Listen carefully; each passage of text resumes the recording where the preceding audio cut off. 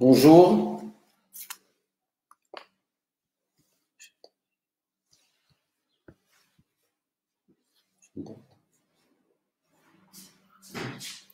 Bonjour. Vous m'entendez, docteur Kamal?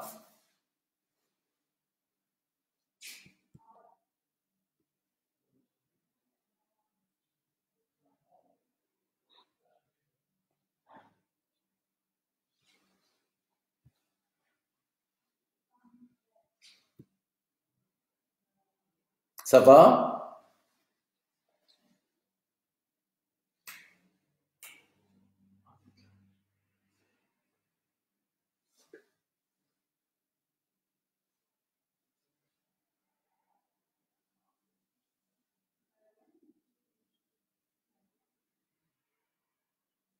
Vous m'entendez?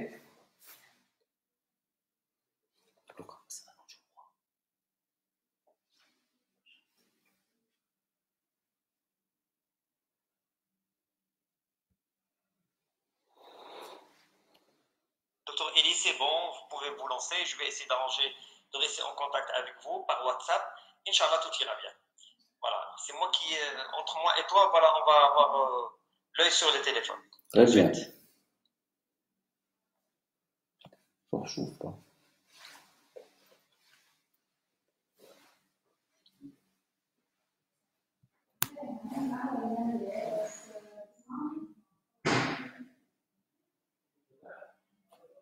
Bonjour.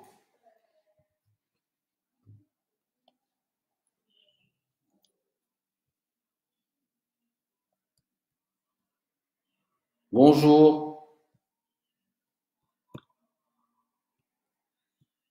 Vous m'entendez?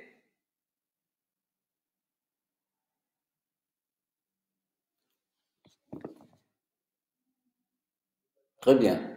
Il m'entend très bien. Donc, bonjour, chers consoeurs, confrères, chers amis du Maroc, du monde arabe et j'espère bien du Liban.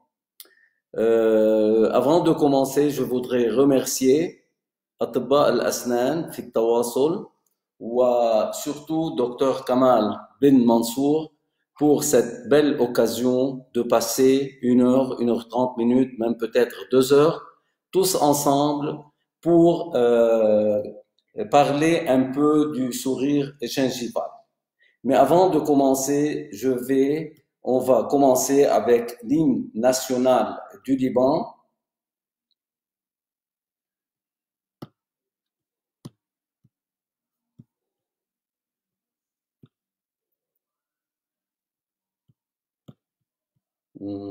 Comment ça? Sorry.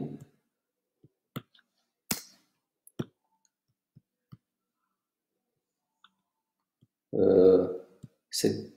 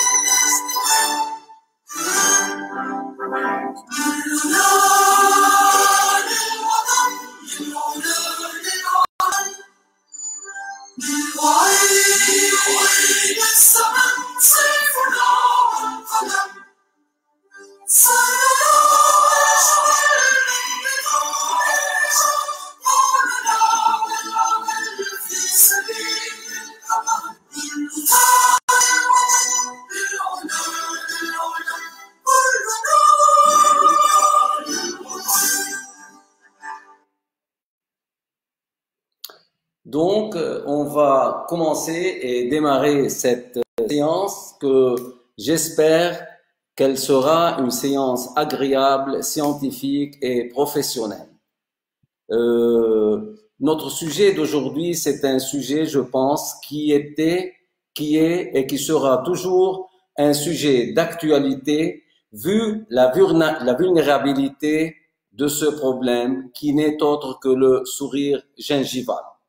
Je voudrais vous dire que quand deux personnes se croisent, à la première rencontre, les deux voient, ils voient le smile ou bien le sourire du tierce personne. Et c'est 47% quand on voit la personne pour la première fois, on regarde son sourire et après on regarde les yeux.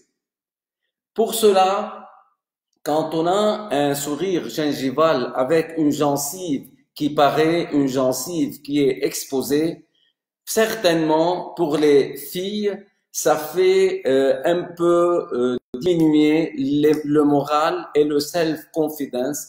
Et la plupart, durant l'anamnèse, quand on pose la question à ces jeunes filles, comment vous souriez? Toujours, ils mettent la main et ils cachent son sourire parce que, à vrai dire, ils ont un sourire qui n'est pas joli et ce qu'ils veulent, c'est d'avoir un sourire beaucoup plus esthétique et beaucoup plus beau. Et pour nous, un sourire gingival, c'est quoi un sourire gingival? Par définition, un sourire gingival, quand on a une gencive exposée lors du sourire, plus que 2 à 3 mm. Donc, toute gencive qui paraît plus que 2 à 3 mm en souriant, on la considère comme sourire gingival. Et la prévalence de ce sourire, elle est 7% chez les jeunes adultes et elle est à 14% chez les femmes. Je vais maintenant pousser un peu plus et rentrer dans les détails. Et vous connaissez qu'on a 3 différents types de sourires.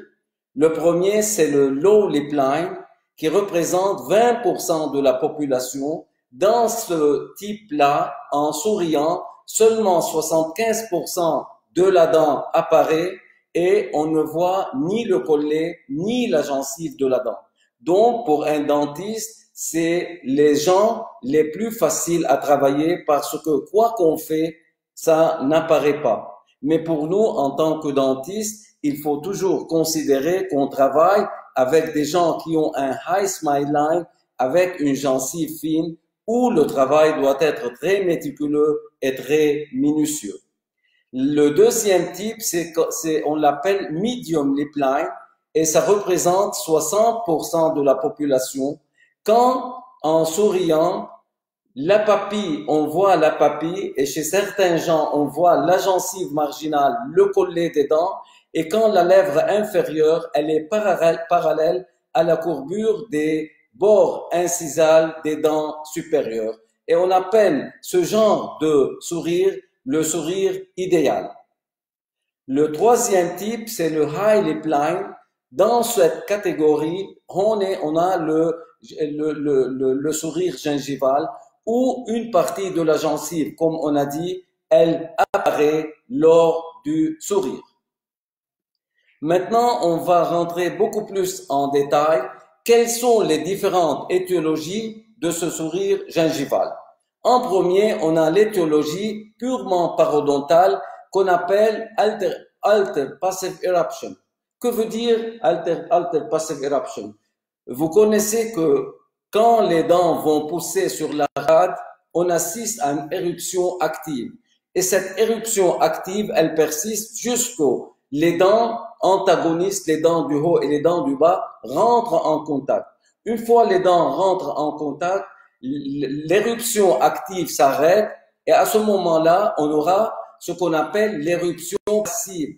Durant la phase d'éruption active, l'os et la gencive et la dent vont sortir de l'alvéole et une fois les dents sont touchées, à ce moment-là, on aura l'éruption qu'on appelle éruption passive. À ce moment, il y aura une apicalisation de la gencive. La gencive, elle va pousser apicalement pour qu'elle se stoppe au niveau de la jonction amylocémentaire à 1 ou 1,5 coronairement par rapport à la jonction amylocémentaire. Chez les gens qu'on appelle alter passive eruption, cette éruption passive n'aura pas lieu. Donc, la gencive, elle reste plus coronaire et pour cela, elle va recouvrir une partie de la couronne de la dent. La deuxième étiologie, c'est l'étiologie qu'on appelle dento-alvéolaire étiologie. Dans ce cas-là, le bloc antérieur, chez certains patients, il va pousser et les dents antérieures, ils vont égresser en avant et comme conséquence, on aura un overjet et overbite chez ces patients-là et la gencive, elle va pousser avec les dents coronairement. Dans cette catégorie-là, le traitement sera un traitement en général combiné entre l'orthodontiste et le parodontiste. La troisième étiologie, we call it bone etiology. Quand on a vertical maxillary excess, on aura un maxillaire où la croissance elle est trop évoluée par rapport à la mandibule. On fait des calculs, on prend des téléradios de profil et on peut assurer qu'on est en présence d'un problème squelettique.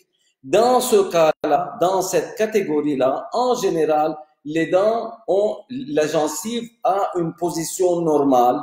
Elle est à la jonction amélo-sémentaire.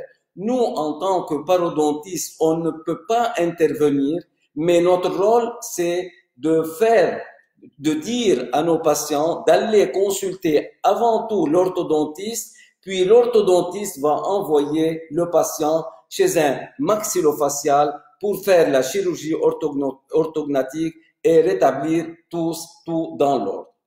La quatrième étiologie, et c'est l'étiologie qu'on appelle casse-tête, parce que tout le monde refuse de traiter cette catégorie. Elle ne rentre ni dans la catégorie de la paro, ni dans la deuxième, ni dans la troisième.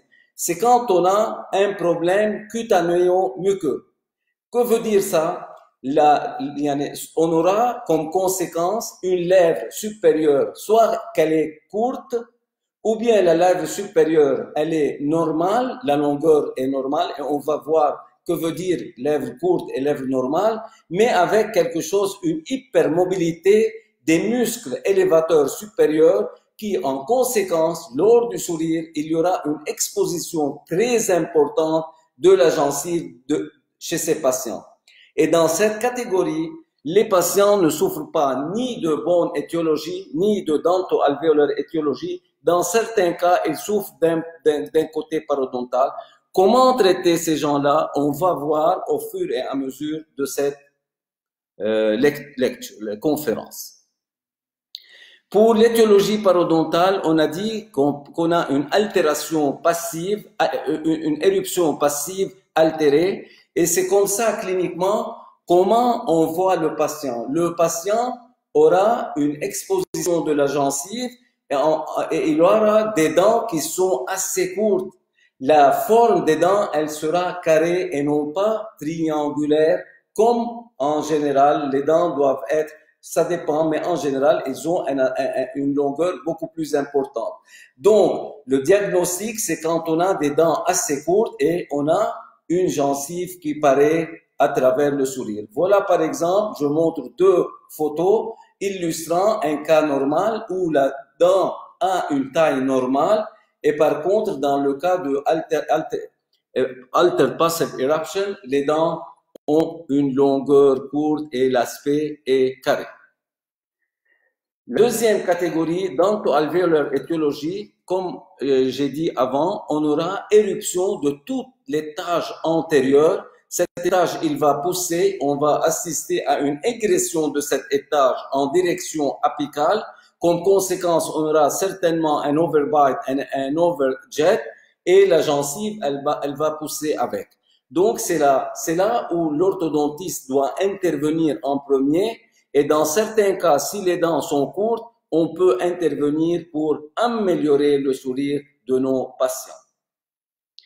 La troisième étiologie, bone étiologie, dans cette catégorie, comme la plupart des patients n'ont pas des dents courtes, la gencive, elle est positionnée au niveau de la jonction amélo-sémentaire. C'est pas notre domaine. Pour cela, je ne vais pas parler de ce problème-là aujourd'hui, mais je voudrais dire que moi j'enseigne à l'université libanaise et on a la chance qu'actuellement on a un chef de département qui est un maxillofacial, donc on pourra certainement dans les années qui viennent coopérer ensemble et s'il y a des cas qui nécessitent un traitement parodontal, donc les trois spécialités travailleront ensemble. Certainement, ces cas-là doivent passer par l'orthodontiste, après faire la chirurgie orthodontique et si besoin, si les patients ont des dents courtes, on fait le traitement parodontal convenable. Reste le problème cutanéo-muqueux. Comme on a dit, short upper lip, la lèvre supérieure, elle peut être courte ou comme elle peut être normale. Que veut dire une lèvre courte? La lèvre courte, c'est normalement la lèvre, elle doit être de 22 mm et la distance, elle doit être du gnation, le bord inférieur du nez, jusqu'au bord inférieur de la lèvre supérieure. Quand cette distance varie de 20 à 22 mm, on considère que la lèvre a une longueur normale. Si la lèvre a une longueur moins que ça, 20, et pas 20, 16, 15, 17, on considère que cette lèvre, elle est courte et on la classe parmi les lèvres courtes supérieures. Par contre, quand on a regardé, la lèvre ici, elle est double de la lèvre à gauche. Et il présente un full smile. Mais la quantité de lèvres qui reste, elle est beaucoup plus importante. Pour cela, à droite, c'est une lèvre normale, mais avec une hypermobilité des muscles élévateurs de la lèvre supérieure qui provoqueront l'exposition très importante de la gencive lors du sourire gingival. Donc, à gauche, c'est la lèvre courte. On peut remarquer ça cliniquement lors du sourire de la gencive de la patiente. Et à droite, c'est l'hypermobilité de la lèvre supérieure. On va commencer tout d'abord par l'étiologie qui nous intéresse, qui est l'étiologie parodontale. Et je vais maintenant rentrer un peu plus en détail et donner la définition. Par définition, l'altered passive eruption, c'est l'aberration, c'est quand la gencive couvre une partie de la couronne de la dent et quand cette gencive, elle sera loin de la jonction amylocémentaire. Dans certains cas, elle est à 4, à 5, à 3, tout dépend de chaque cas. Pour cela, on doit réaliser une bonne analyse clinique, faire une bonne interprétation radiographique et on va voir pourquoi c'est très important de faire l'analyse clinique et l'analyse radiographique dans des cas pareils.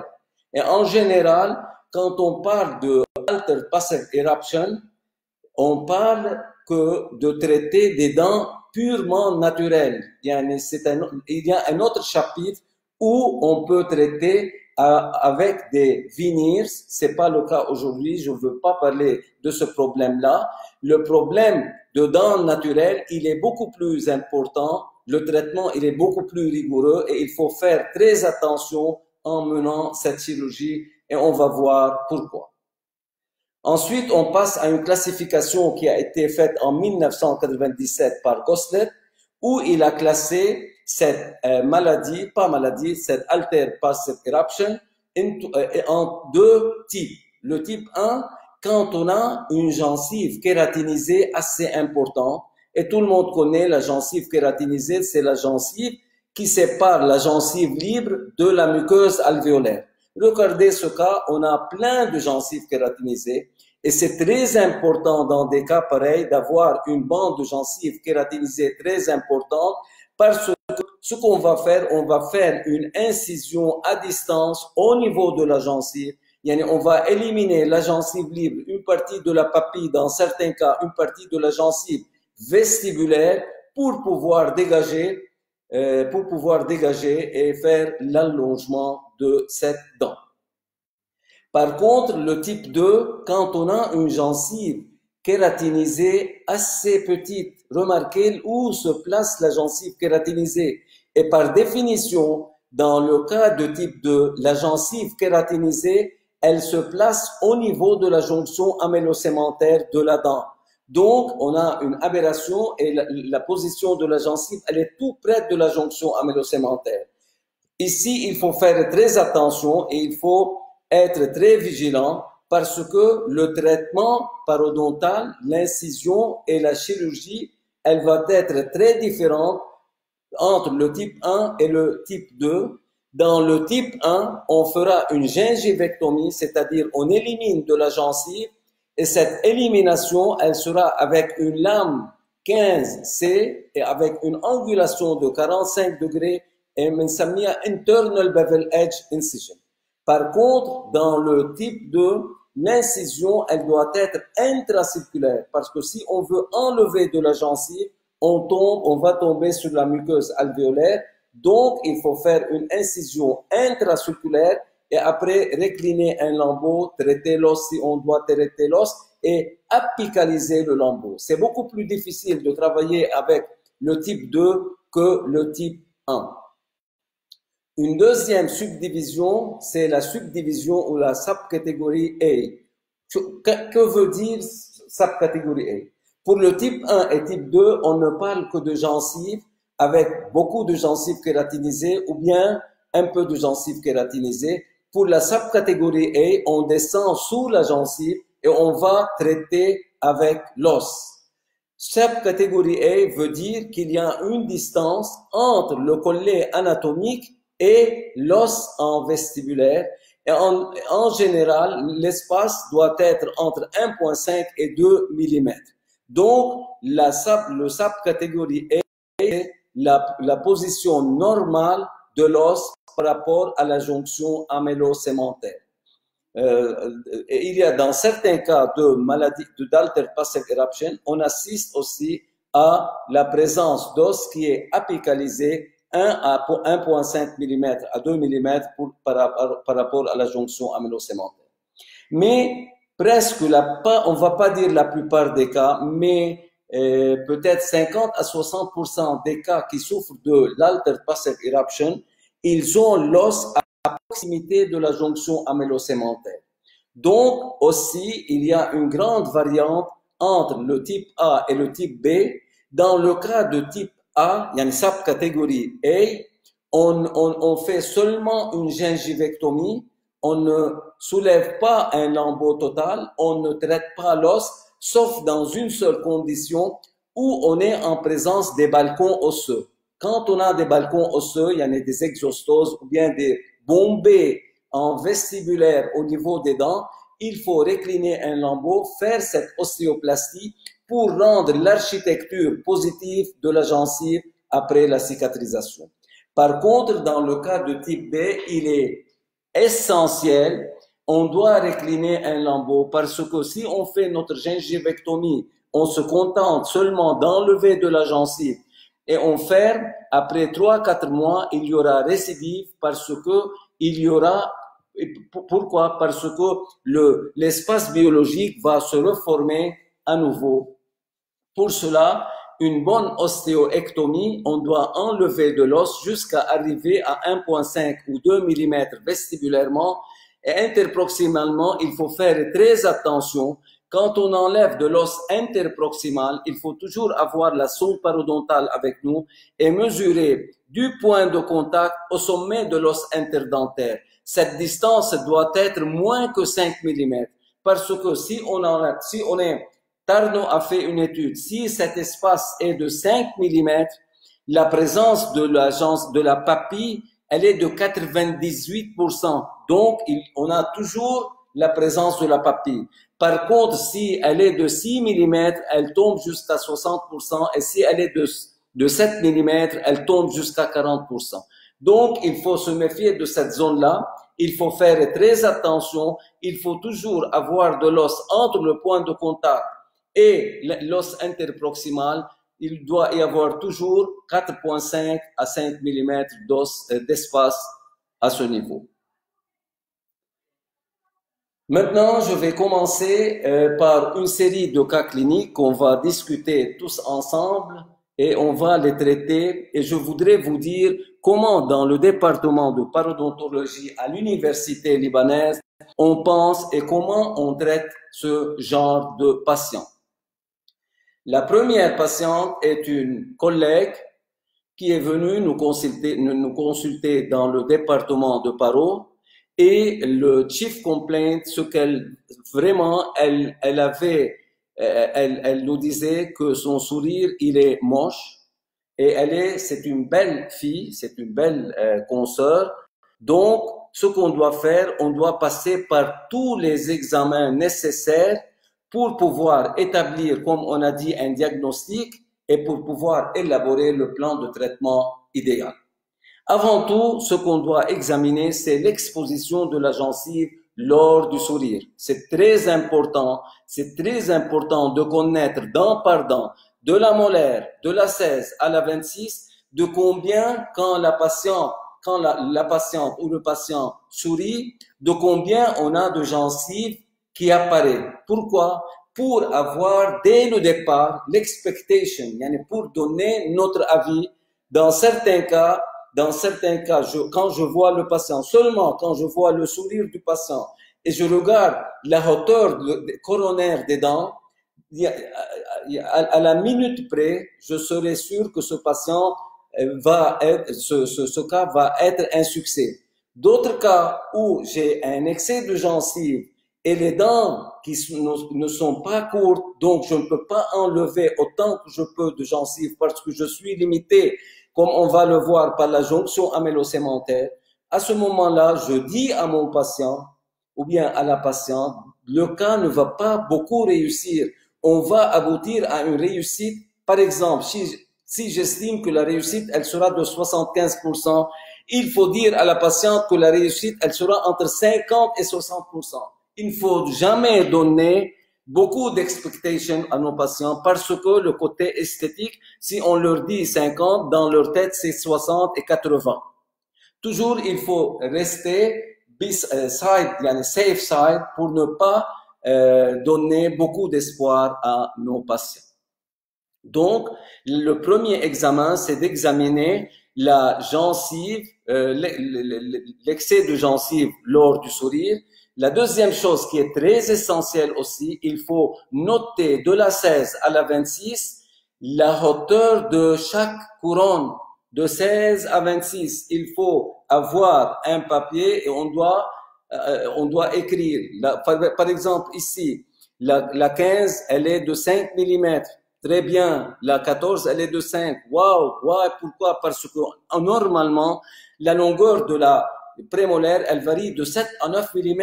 Donc, je peux, dans ce cas-là, faire un traitement qui va être très satisfaisant et la patiente va être très contente après le traitement. Pour la latérale 6, normalement, la latérale, elle fait 10, 10.2, 10.5 de mm, ça dépend, mais en moyenne, elle fait comme ça. Les centrales, ils font 11 à 11.5 de mm. Voilà la 6, la 8. Donc, pour moi, c'est un cas où je peux vraiment réussir et où je peux faire un travail vraiment très satisfaisant et très esthétique. Aussi, la chose très importante, c'est de connaître la hauteur de la gencive kératinisée. Et merci, bon Dieu, dans 90% des cas, ou bien 95% des cas, qui souffrent de l'alter passive eruption, ils ont une gencive, pas 90%, une gencive épaisse, et ils ont une bande de gencive kératinisée très importante. Pourquoi c'est important de connaître la gencive kératinisée? Parce que, comme vous allez voir, on va faire notre incision dans la gencive et il faut en fin du travail il faut toujours avoir au moins 3 mm de gencive kératinisée qui reste chez ce patient parce que c'est la bande de gencive qui doit toujours être présente et 3 mm, c'est le minimum qui doit être présent pour conserver parce qu'elle joue un rôle de barrière et elle joue un rôle esthétique surtout au niveau antérieur. Donc, à part ça, il faut certainement, si la gencive présente une inflammation, si on est en présence d'une gingivite, il faut traiter, il faut faire l'enseignement de l'hygiène, il faut faire des séances de détartrage pour aboutir à une gencive saine. Il ne faut jamais, principe de chirurgie, que ce soit parodontale ou n'importe quelle chirurgie, il ne faut jamais inciser une gencive affectée ou bien une gencive qui présente une inflammation. Parce que la cicatrisation ne sera pas contrôlable et on ne sait plus où ça va se positionner notre gencive. Mais donc, il faut toujours travailler sur un parodonte et une gencive saine. Comme vous le voyez ici, le parodonte, il est sain. Le sulcus, on a à peu près 1 à 2 mm de sulcus. Ici aussi, je dois m'attarder un peu et pour vous dire comment on procédait et comment on procède actuellement dans le département chez nous. Avant tout, il faut prendre des radios, si possible, bite-wing. Pourquoi? Pour minimiser la distorsion des radios. Puis, on place un produit radio-opaque au niveau de la gencive. Ce produit est très important, c'est au niveau de la gencive marginale et on prend nos radios. À travers les radios, on peut voir la position de la gencive marginale. On peut connaître à travers les radios la position de la jonction amylocémentaire interdentaire et on peut savoir la position de l'os interdentaire. Donc, d'après ces radios qu'on doit analyser dent par dent, de la 16 à la 26, avec un papier et on écrit au niveau, par exemple, prenons ici la 13, on a entre la gencive marginale et le collet 3,8 de mm. Wow! Ici, au niveau de la latérale, 4,7 de mm. Donc, je peux me permettre d'enlever 4 mm et laisser 0,7 de mm parce que le but de cette chirurgie, c'est de rester en deçà de la jonction amylocémentaire. Il ne faut jamais exposer la jonction amylocémentaire parce que si on va l'exposer, on passe d'une gencive qui couvre la couronne à une récession au niveau de la couronne. Donc, le but de notre chirurgie et ce qu'on cherche toujours, c'est la jonction amylocémentaire. Il faut toujours rester en deçà de la jonction amylocémentaire. À la fin de la chirurgie, le lambeau doit couvrir la jonction amylocémentaire d'au moins 0,5 à 1 mm pour rester dans le côté safe side. Donc, ça c'est important. Et ici, si on peut analyser entre 24 et 25, on trouve que l'os n'est pas très loin de la jonction amylocémentaire.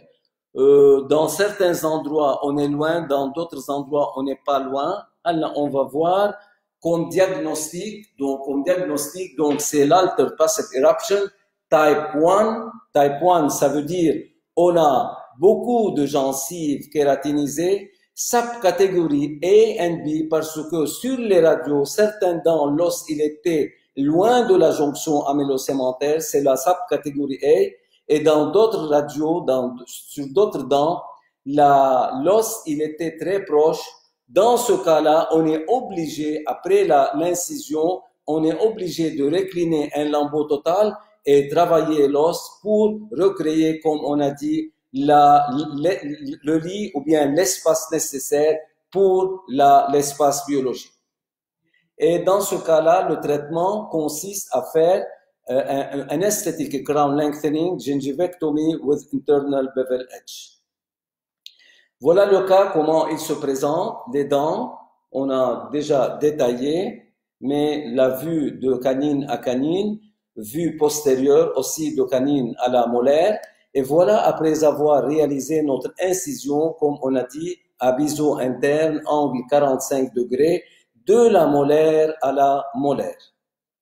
Après avoir recliné notre lambeau, et une petite chose, pour l'anesthésie, ce sont des cas qui prennent parfois 1h30, et si c'est à la faculté avec les photos, ça prend 2 heures de temps.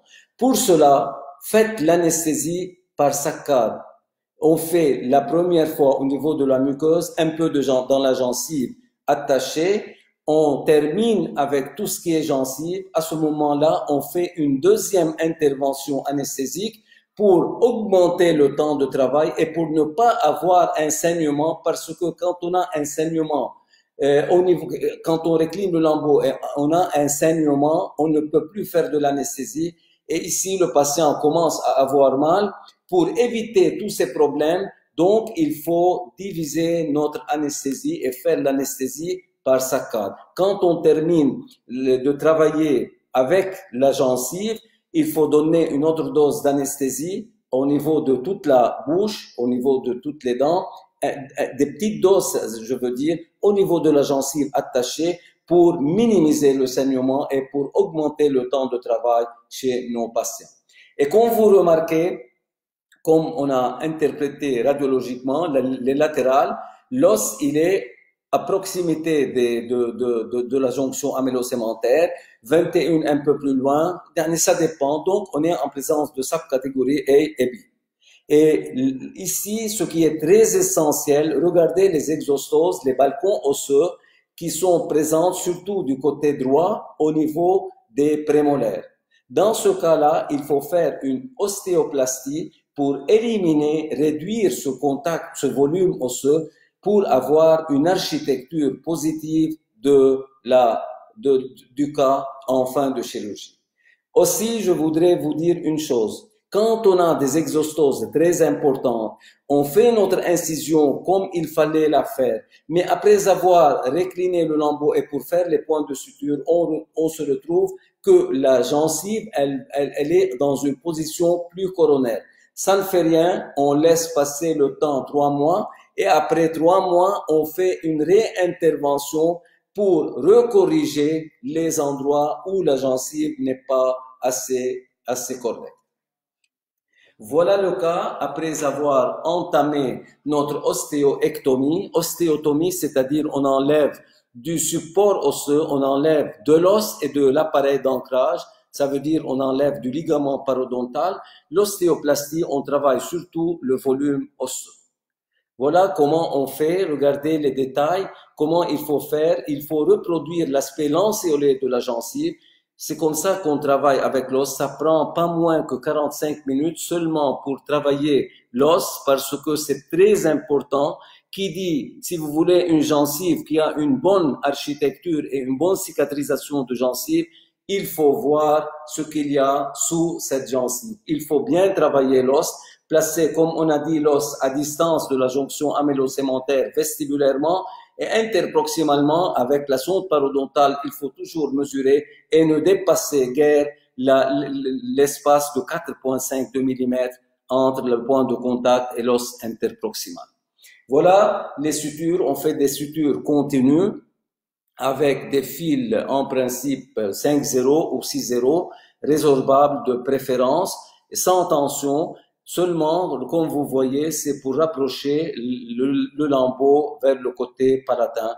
Et on ne récline jamais un lambeau palatin.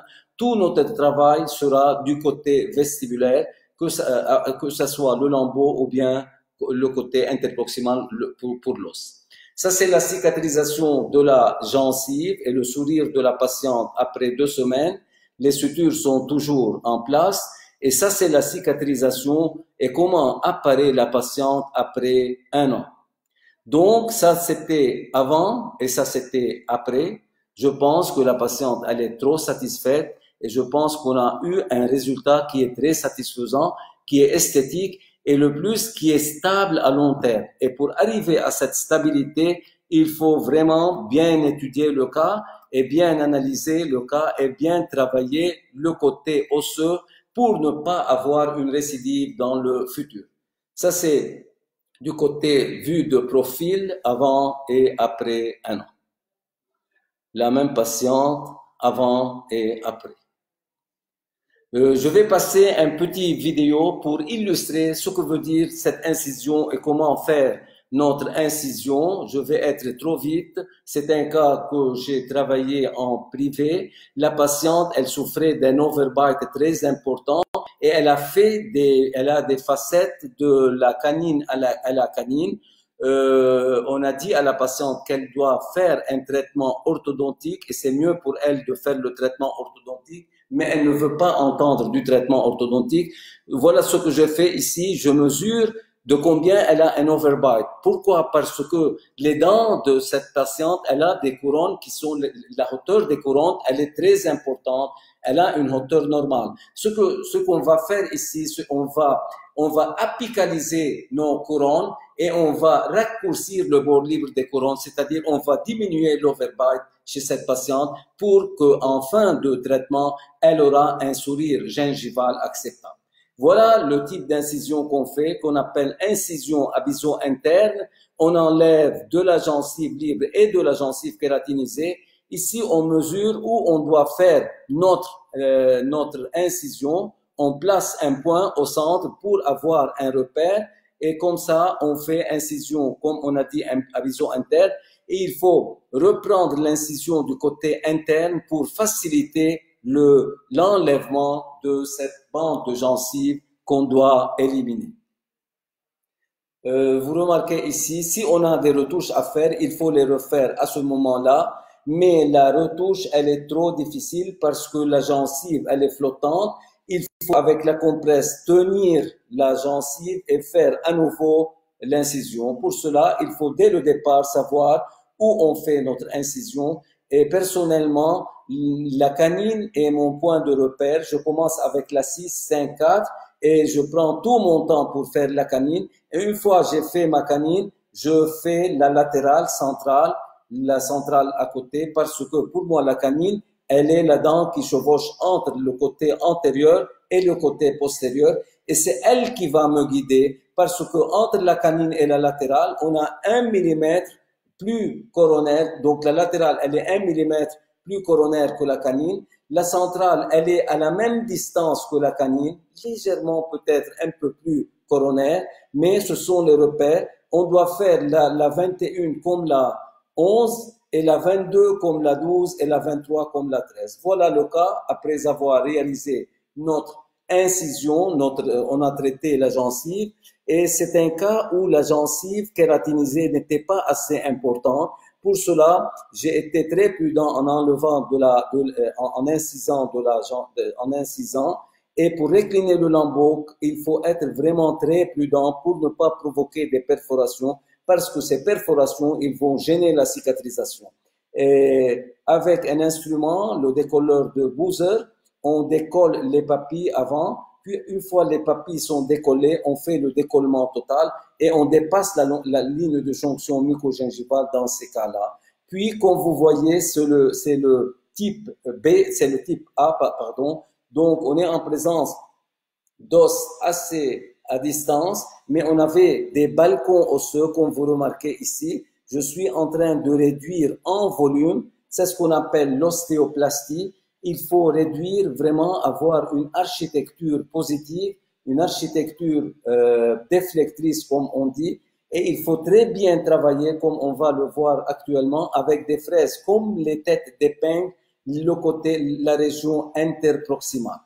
C'est très important. On enlève tout le tissu de granulation et après, avec des ocean beams, on avive tous les copeaux osseux et on élimine tous les copeaux osseux qui restent sur les dents parce qu'il ne faut jamais toucher les dents, il faut toujours rester. Regardez le genre de fraise avec qui on fait la finalisation. Et si vous remarquez au niveau des prémolaires, on a toujours un peu d'os et qu'il ne faut jamais approcher la fraise au niveau de la surface dentaire, sinon on va provoquer des problèmes. On élimine tous ces copeaux osseux avec un instrument qu'on appelle ocean beam et qu'il faut éliminer tous ces débris, pas de débris, tous les restes osseux voilà, avec ce genre d'instrument, on enlève tous les copeaux osseux qui restent adhérents et jamais avec la fraise parce que si on va traiter cela avec la fraise, on va créer des rainures au niveau des surfaces radiculaires. Voilà le cas après avoir fait le traitement de la gencive, l'élongation coronaire, et après avoir traité le côté osseux, très minutieusement, il faut le traiter et il faut prendre tout le temps, comme j'ai signalé avant, en traitant le côté osseux. Pour vous montrer ici l'os interproximal et les facettes, on a gardé les facettes pour la patiente actuellement et certainement après la cicatrisation, elle va tout refaire, elle va refaire les facettes, elle va faire aussi de prémolaire à prémolaire. Les sutures, ce sont des sutures classiques. Moi, j'ai fait des sutures continues. je rentre en interdentaire comme j'ai fait ici, puis je fais passer le fil à travers la papille. Comme ça, mon fil sera bien centré et je considère la papille comme un triangle isocèle. Je rentre au milieu de la partie interne de la gencive et je plie mon fil je rentre en interproximal et comme ça, mon fil, il va reposer sur la papille et toujours avec ma sonde parodontale, je guide mon fil pour qu'il soit au sommet de ma papille. Il ne faut jamais, règle de chirurgie aussi, faire des tensions avec le fil sur la gencive. Le fil, c'est seulement pour rapprocher les berges de la plaie. Donc, ça, c'était un petit aperçu. Comment faire nos incisions? Je passe à un autre cas où la patiente aussi est une résidente chez nous à la faculté. Elle a fait comme la patiente avant une spécialité, je ne me rappelle plus. Elle était copine avec la patiente qu'on a vue avant. Mais pour moi, quand j'ai vu la patiente, je n'étais pas très content parce que elle a des dents beaucoup plus longues, surtout les centrales. Latérales canines, ça va, mais elle a une exposition gingivale beaucoup plus importante que le cas avant. Donc, pour moi, je n'étais pas très content quand elle n'était pas très contente, je me rappelle très bien. Elle a pleuré quand je lui ai dit que ton cas ne va pas être un succès, mais quand même, on peut aboutir à une réussite de 40, 50, peut-être 55%. Si vous êtes pour, moi je suis pour, je n'ai rien à perdre, je suis à la faculté, on travaille ici.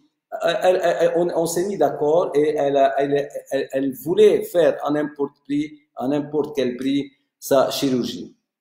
De la même façon, maintenant je ne vais pas rentrer dans tous les détails, mais on prend les mêmes précautions. On a fait donc, on a mesuré la longueur des racines, on a pris la longueur de la gencive kératinisée qui est très important, puis on a pris certainement le sourire gingival et les poches de cette patiente.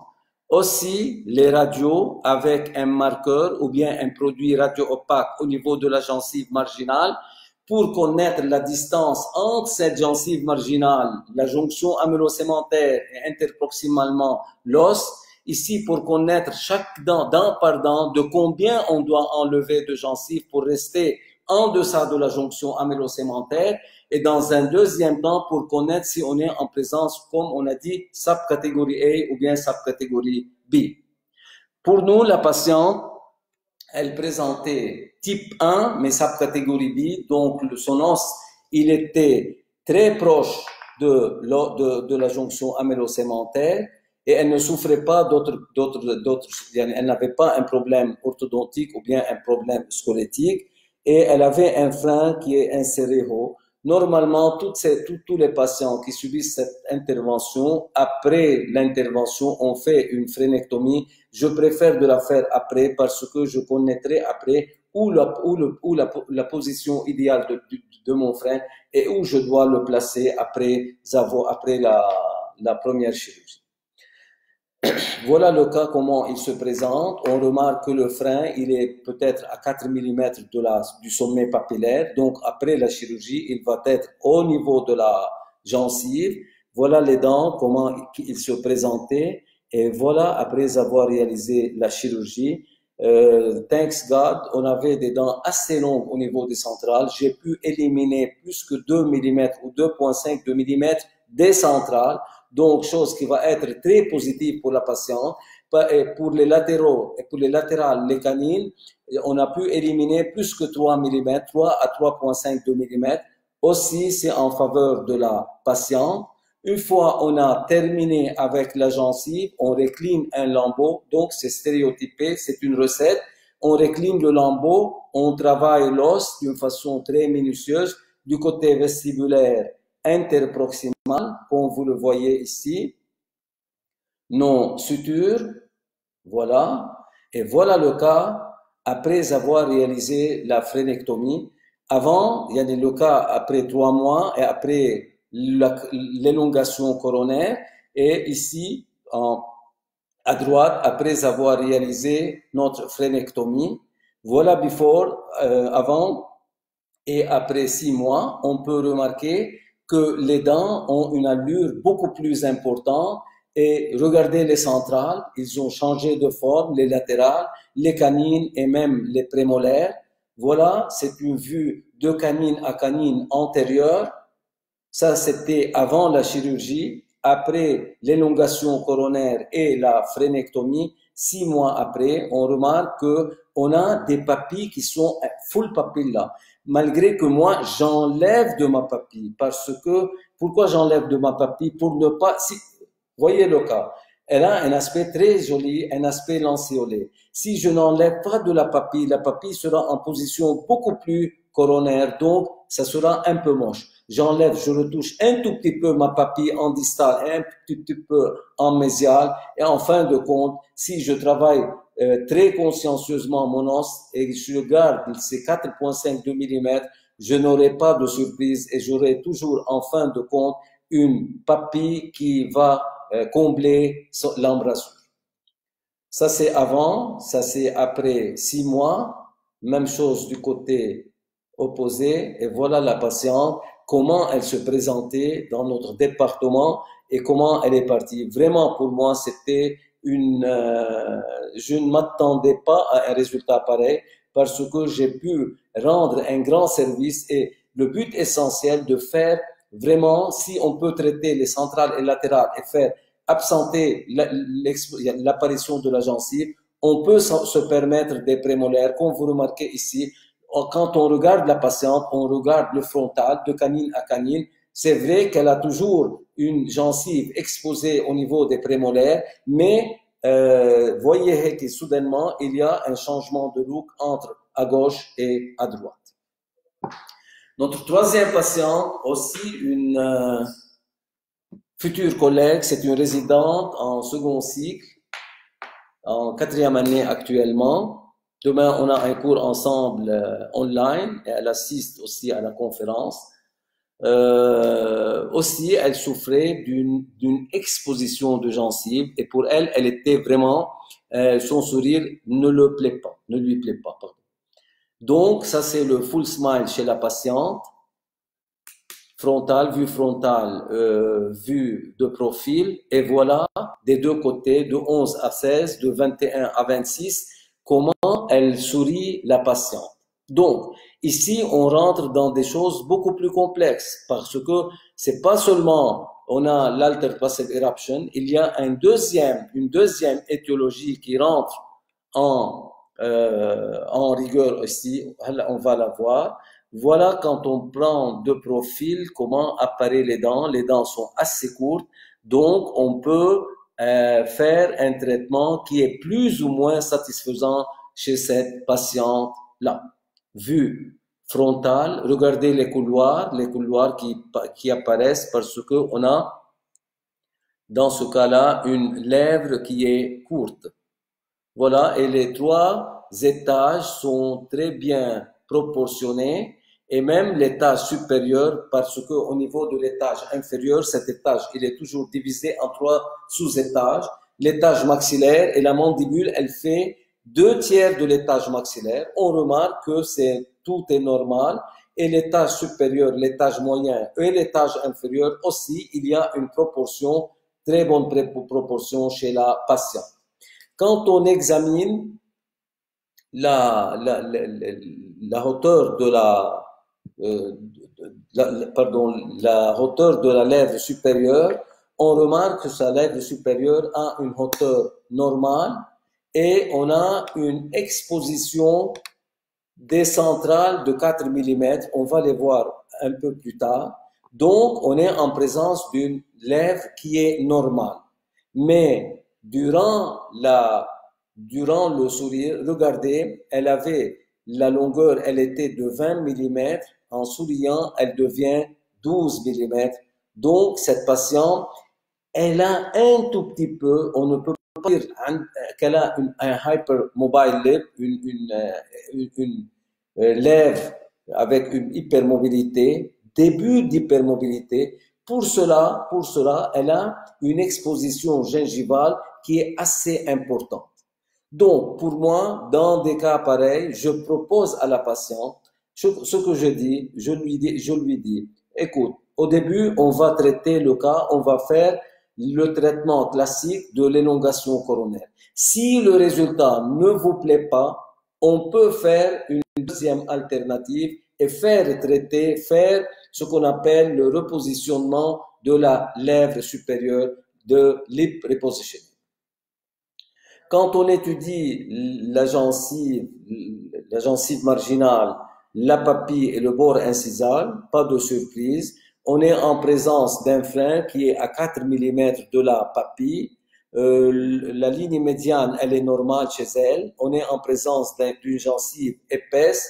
Les dents sont carrées et elle présente classe 1 canine et molaire. Par contre, elle a un overbite de 1 mm, un overjet, elle a un peu de chevauchement, ou bien les dents antéro-supérieures, ils sont un peu en vestibulo-version. Voilà le cas, comment il se présente côté gencive, exposition de gencive lors du sourire. Ça varie de 4 à 6 mm. On est dans les normes.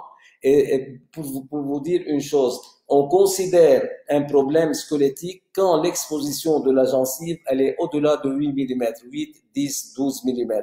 Donc, dans ce cas-là, on est dans les normes normaux. L'occlusion, elle est normale.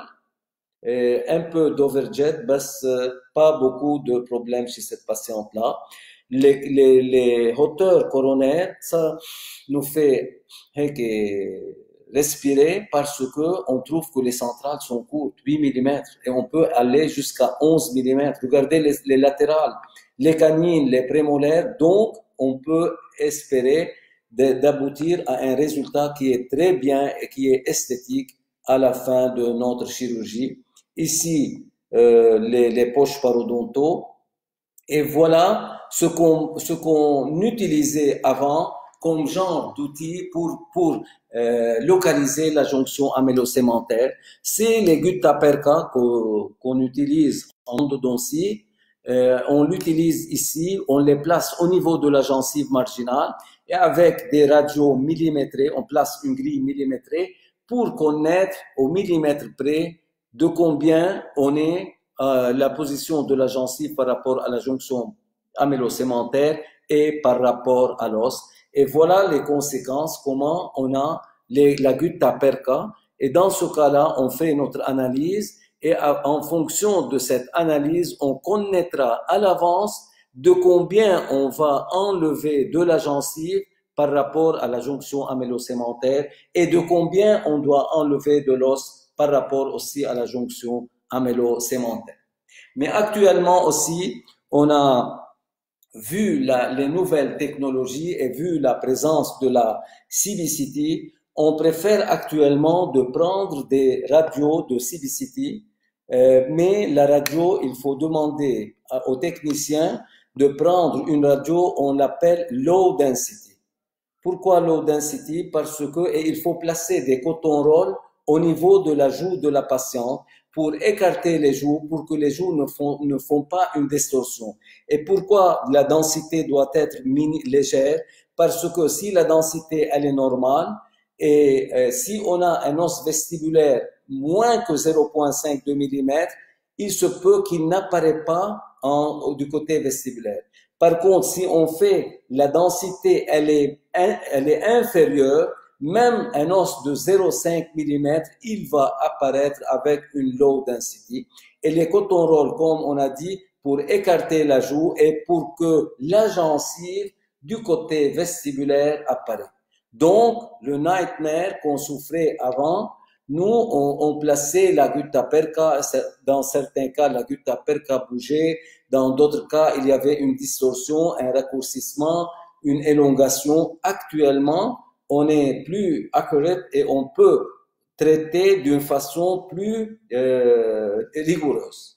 Et voilà comment apparaît. Je vais vous montrer la 15 et 14, mais je voudrais bien discuter au niveau de la 13 et au niveau de la 12. Si vous pouvez voir, on voit la ligne verte, c'est la distance entre le sommet de la gencive marginale et la jonction amylo-sémentaire. C'est très bien clair. on peut voir qu'on est en présence de 2,98 de millimètres. Et après, de la jonction amylosémentaire, ce qui est en rouge au niveau de la dose, on a 1,25 de millimètres d'os. Et remarquez la quantité osseuse. Donc, on a une quantité osseuse assez importante. Actuellement, pour tous nos cas, on les traite comme ça.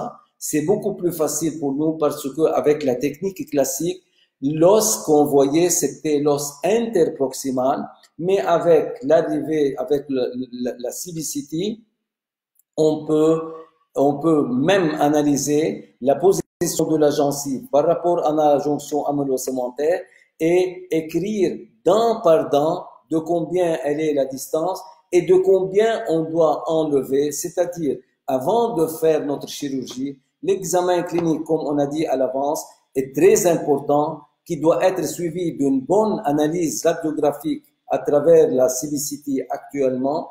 Donc, on sera un bon architecte et quand on va rentrer en salle d'opération, on se transforme en un entrepreneur. On devient un foreman qui va réaliser ce qu'on a écrit et ce qu'on a vu dans n'importe quel cas. Même chose côté 11, 21, 22, 23, la même chose, on doit savoir la position de la gencive par rapport à la jonction amylosémentaire et par rapport à l'os.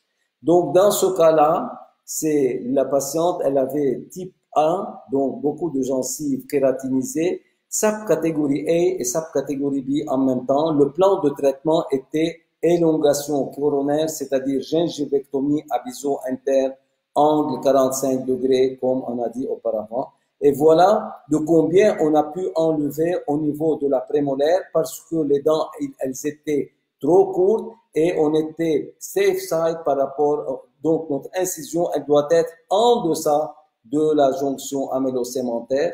L'autre incision au niveau de la canine, je vous montre ici les incisions de combien on peut enlever. Et ici, après avoir traité la 21, voilà le cas de 11 à 16. La même chose en traitant la 21, de combien on a enlevé de gencives, bandes de gencives kératinisées. Et voilà le cas de 21 à 26.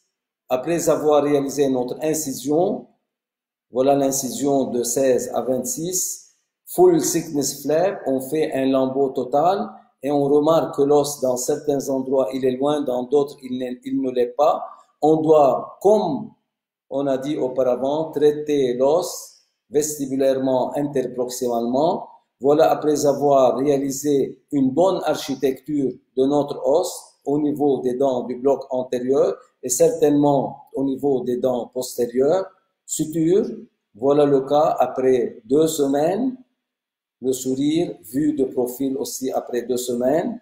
Maintenant, la patiente, je pense qu'elle sourit de tout son cœur. Après 6 mois, elle est très contente du résultat et elle ne veut plus entendre de ce qu'on appelle la lip repositioning. Voilà le cas après 6 mois, comment il paraît. Voilà. La longueur des dents, on peut remarquer qu'elle a eu des dents triangulaires, elle avait des dents carrées. Voilà le sourire gingival.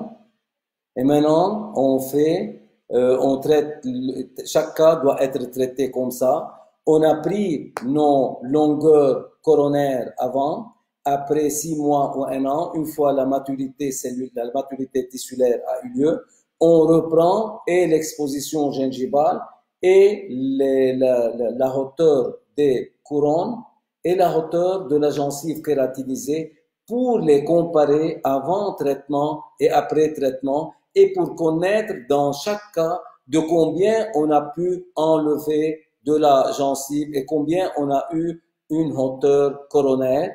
Ça, quand on a, en faisant le screening des hauteurs coronaires, et ça, vous voyez ici la longueur de chaque dent de la 6 à la 6, ou bien ici de la 5, j'ai pas mis la 6 parce qu'on n'a pas l'espace. Prenons par exemple la centrale, elle avait 8 mm, actuellement elle est de 11,5. la latérale 6, 10, canine 7, 11 et demi. Donc, on a pu avoir une élongation assez importante. Et quand on fait l'analyse de ces dents, à baseline, on avait 4,5 au niveau de la 15, 7,5 après. Donc, en fin de compte, remarquez de combien on a pu faire une élongation coronaire. L'average, il était de 3,2 mm. Je pense que c'est le maximum qu'on peut avoir. C'est le cas, pour moi, un cas idéal où la moyenne de la hauteur qu'on a pu enlever, la moyenne de la hauteur coronaire, elle est de 3,2 mm. Donc, le résultat devait être très esthétique. On termine notre premier chapitre qui était les problèmes purement parodontaux. On devient maintenant dans des problèmes beaucoup plus complexes et qui nécessitent l'intervention de plusieurs départements, ça veut dire de plusieurs spécialités. Et à la faculté, on a créé une unité de GAMI-SMILE formée par le département de paro, le département de dentisterie restauratrice, le département d'orthodontie et dans le futur certainement on va faire travailler avec le département de chirurgie pour les cas comme j'ai dit avant, pour les cas de chirurgie orthodontique. Comme ça on pourra englober toutes les spécialités et travailler ensemble. Certainement, quand je dis la restaurative dentistry, ça veut dire aussi le département de prothèses fixées. Mais en principe, dans notre faculté, c'est le département de dentisterie restauratrice qui s'occupe des facettes. Pour nous, avec le département de prothèses, il y a une coopération très importante concernant l'allongement coronaire, il y a le fonctionnel, qu'on fait pour traiter les ferrule effects ou bien si on a des dents courtes, c'est avec ce département et on travaille aussi d'une façon très intime tous les cas d'implantologie. Mon premier cas, c'est un cas qui a été traité à l'université libanaise.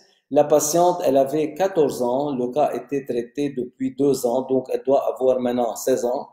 Elle souffrait, comme vous remarquez, elle a un overjet, un overbite. Je ne suis pas très fort en orthodontie, mais ce que j'ai compris, le plan de traitement consistait à faire palatiniser les dents du haut et à faire palatiniser surtout les dents du haut. Et en faisant ce mouvement-là, elle aura en fin de compte une réduction de son excès gingival. Et la patiente, elle est venue à la faculté parce qu'elle souffrait de son excès de gencives lors du sourire. Ça, c'est la vue clinique, comment apparaît la patiente avant d'entamer n'importe quel traitement orthodontique. Comme vous remarquez, elle a des dents trop courtes, elle souffre de dents trop courtes. L'occlusion, elle n'est pas normale. L'occlusion, elle était de classe 2. Avec beaucoup de problèmes, comme vous remarquez, un overjet très important et une béance très importante. Voilà l'intraoral examination, comment il y a des dents crowding in the mandible, la panoramique, la téléradio de profil, l'analyse céphalométrique. Je ne vais pas rentrer dans les détails parce que je ne m'y connais pas. Comme diagnostic, classe 2, full step on the right, classe 2, 4 mm on the left, avec un overbite de 5%. Voilà le traitement orthodontique en cours. Et ça, c'est le traitement orthodontique en cours. Ça, on progresse. Et voilà comment le cas est terminé. Pour nous, le cas, on a vu le cas avant et on a vu le cas après. Ce qui nous intéresse, voilà, je suis très satisfait et très content du résultat qui a été réalisé par le département d'orthodontie, end of treatment. Ce qui nous importe pour nous en tant que parodontistes, c'est l'état actuel des choses. La patiente, elle avait un sourire gingival très important, mais pour nous, si on analyse très bien le cas, elle a toujours un sourire gingival. Donc, nous, en tant que parodontistes, on ne pouvait jamais toucher cette patiente si elle ne faisait pas le traitement orthodontique. Merci à Dr Fidel Naboud, c'est le cas qui a été traité par le département d'orthodontie par Dr Fidel Naboud. Il m'a fait passer les photos et pour moi, je ne peux pas intervenir avant que la patiente ait un âge de 18 ans. Mais on va voir le second cas qui est presque la même chose et qui est beaucoup plus complexe. Une patiente, aussi une chère collègue, qui a fait sa spécialité qui a fait son undergrad et son postgrad à l'université libanaise et elle avait certainement un problème d'excès de gencives lors de son sourire. Après discussion avec le département d'orthodontie, certainement, on ne peut pas en tant que paro travailler dans une bouche pareille.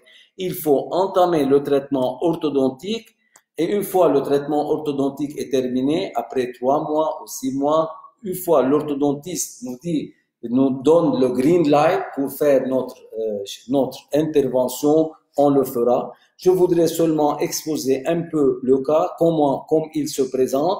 Elle souffrait certainement d'un overjet et d'un overbite, donc les dents antéro-inférieures, ils souffraient d'une égression coronaire. En fin de compte, comme traitement orthodontique, certainement, ils vont aligner les dents, ils vont remettre la dentition en classe 1, dents canine et molaire, mais surtout, ils vont engraisser le bloc antérieur et le bloc postérieur. Donc, ils vont nous rendre un grand service parce qu'ils vont, vous allez voir, réduire de 4 mm l'excès de gencives chez cette patiente-là par un simple traitement orthodontique. Donc, ici, on peut dire que la communication entre les départements et entre les spécialités, pas nécessairement seulement à la faculté, en clinique privée, c'est très important d'avoir cet esprit d'équipe pour pouvoir traiter et pour avoir un meilleur résultat à nos patients. La patiente, elle se présentait comme ça. Elle avait, comme on a dit, un problème orthodontique, une béance, les dents antérieures en égression. Voilà la panoramique, voilà la radio céphalométrique. Des mini-implants ont été aussi réalisés pour faciliter l'ingression des dents. Voilà le cas en cours. C'était un cas vraiment qui était très bien mené, très bien travaillé. Et voilà le cas, comment il se termine, avec une très bonne occlusion. Regardez la ligne inter-incisive, on a une classe 1 d'angle canine, une classe 1 d'angle molaire. Et voilà le cas, les dents qui sont très bien alignées. Et les mini-implants ont resté pour ne pas avoir une récidive. C'est ce que j'ai compris par le dentiste qui a traité le résident dans le département d'ortho qui a traité. Il a utilisé même les mini-implants après avoir terminé pour garder le bloc antéro-inférieur à sa place et pour ne pas avoir une récidive et une égression à nouveau des dents. Voilà l'end of treatment. Je ne vais pas rentrer dans les détails, certainement, mais pour nous, la patiente, elle arrive comme ça.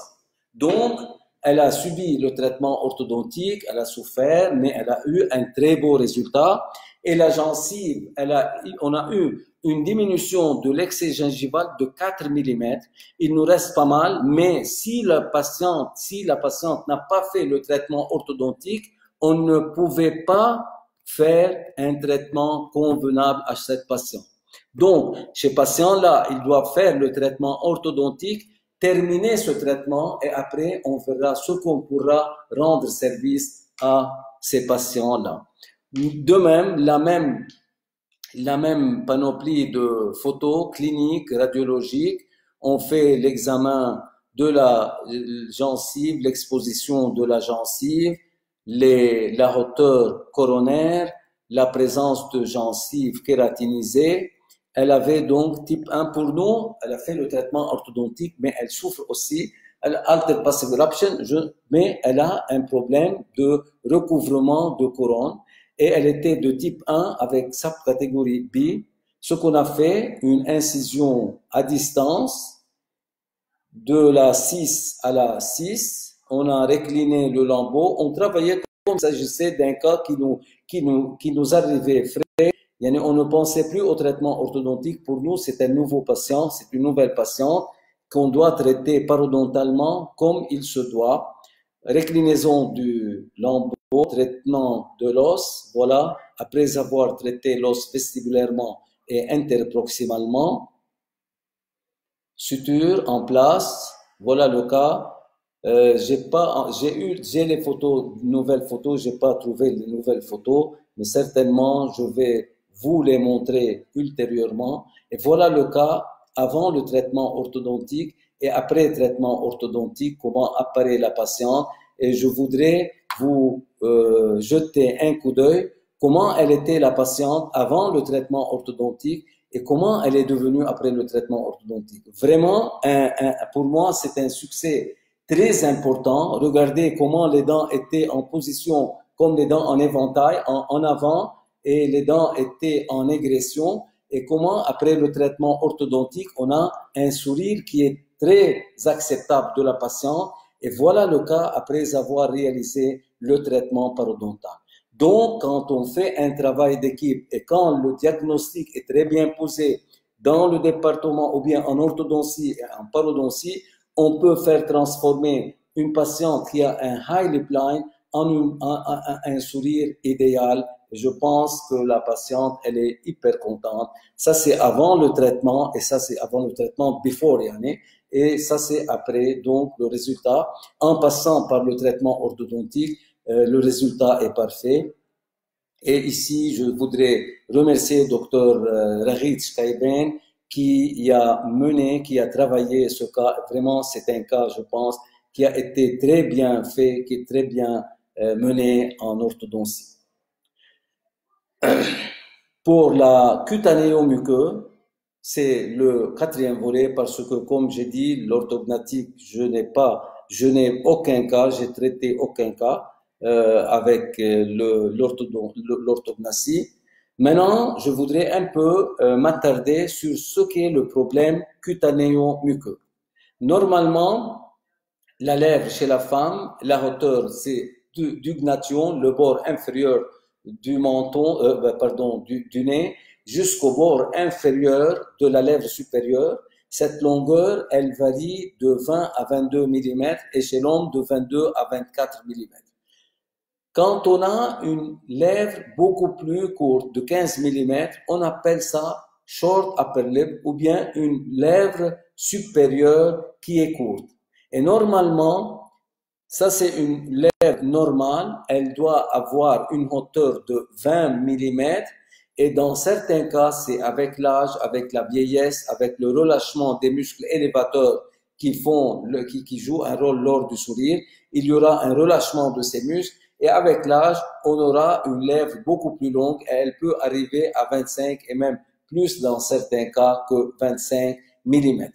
Donc, la normale, la hauteur, quand on a une hauteur normale de la gencive, l'exposition des incisives supérieures, elle sera de 2 à 4 mm en repos, à reste, sans aucun effort. On demande à la patiente de rester au repos. Normalement, on doit voir 2 à 4 mm des incisives supérieures et 1 à 2 mm des incisives supérieures chez l'homme. Voilà un cas où la patiente avait une hauteur de la lèvre supérieure de 16 mm et remarquez de combien il y a, ça c'est au repos, on a 7 mm de dents qui se voient au repos. Et quand elle va sourire, remarquez de combien on a 14 mm, on a en plus, on avait 7 mm au repos. Le déplacement apical de la lèvre lors du sourire, il est de 7 mm. Et pour nous, un déplacement 7 à 8 mm lors du sourire est considéré comme déplacement normal. Pour cela, comment faire un diagnostic différentiel entre lèvres courtes et lèvres, hypermobile lip? Pour la lèvre courte, il faut mesurer du bord inférieur du nez au bord inférieur de la lèvre supérieure. Elle était de 16 mm et quand elle souriait, on a une exposition de 7 mm en plus, mais cette exposition, on la considère normale. Pour cela, on dit que durant le sourire chez cette patiente, elle présente une lèvre courte. Ça, c'est par définition ce qu'on appelle une lèvre courte.